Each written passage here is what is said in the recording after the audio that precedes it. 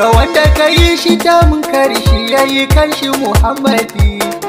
Ali da sahabu har izuwa kan Imamul Mahadi, a cikinsu akwai sharifai da shehu da shehu da shehu da ɗan Batula.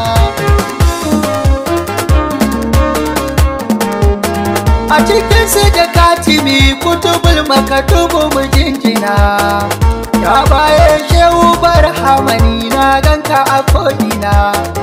Shariful asali mai yarwa shehu fituyi ya ce mana, wani hannu banu zara mu ƴaƴan Fatima ahali ne na Allah. Tare sarauniya kowa ya rike ku a duniya, ya gama arziki duniya da kiyama na kure ya Batula. Da yola uban maza shehu Zailani dole na gaida kai, ya baban Maryamu malam Yahaya na gaida kai, ya shehu Abubakar su fi kullum kiran ka mu haɗa kai.